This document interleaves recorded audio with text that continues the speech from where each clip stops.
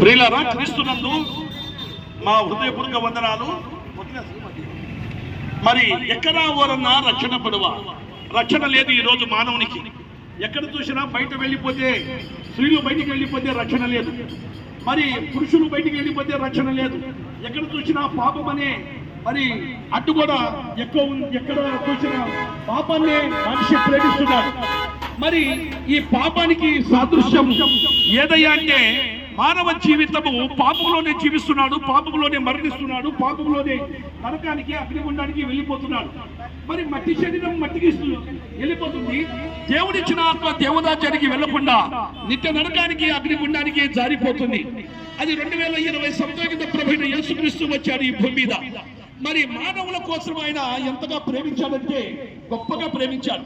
ఓ సోదరి సోదరులారా, ఆయన మానవ పాపపు జీవితానికి దేవుడు, మరి పరిశుద్ధుడైన దేవుడు కొన్ని మాటలు చెప్పాడు.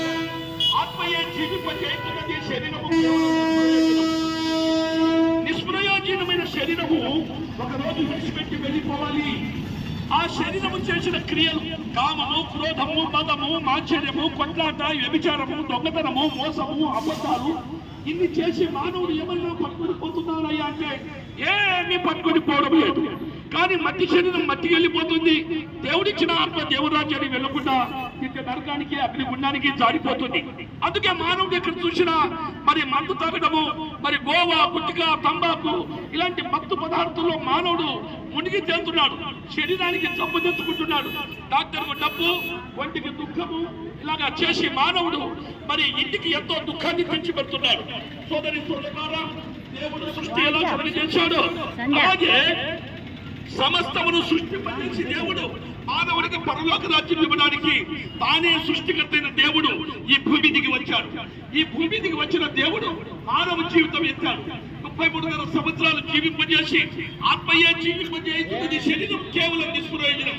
ఇలాంటి గొప్ప ఆత్మ ఉందండి. ఆత్మకు చావు లేదండి. అందుకే శరీరానికి బాల్యం ఉంది, శరీరానికి యవ్వనం ఉంది, శరీరానికి అభిప్రాయం ఉంది, శరీరానికి వృద్ధాప్యం ఉంది. మరి ఇలాంటి వృద్ధాప్య స్థితిలో మానవుడు చనిపోతాడు. ఎప్పటికైనా చనిపోవచ్చింది. తల్లి గర్భం నుండి మనము దిగంబరిగా వచ్చాం. మరి వెళ్ళిపోయేటప్పుడు కూడా మనం ఒక రోజు వెళ్ళిపోవాలి. ఆ వెళ్ళిపోయేటప్పుడు పరలోక రాజ్యం చేరాలంటే నేడే రక్షణ సమయం. ఆలోచించిన నరకం ఉంది, అగ్నిగుండం ఉంది, పాతాళం ఉంది. ఆ పాతాళానికి తప్పించగలిగిన వాడు ఒక దేవుడే. అందుకే ప్రభువా, పాపినైన నన్ను క్షమించమని మనం హృదయపూర్వకంగా మనం ఒప్పుకుంటే నేడే రక్షణ సమయం. ఆలోచించిన నరకం ఉంది, అగ్నిగుండం ఉంది. రేపేమి సంభవించుదో మీకు తెలియదు. మీరు ఇంతలోనే కనబడి అంతలోనే మాయమైపోవు ఆవిరి వంటి వారేని దేవుని వాక్యం శ్రమిస్తుంది. ఓ సోదరి సోదరులారా, ఈ ఉదయకాలం ఈ డోడు గ్రామ ప్రజలకు మరి మీరు చక్కగా ఈ మంచి మాటలు విని మీరు మార్పు చెంది, మారు మనసు పొంది, పాప క్షమాపణ పొంది రక్షణ పొందారని చెప్తూ ఈ మాటలు మీకు అందరికీ నేను చెప్పి ముగిస్తున్నాను. మీ కొరకు మేము ప్రార్థన చేస్తాం.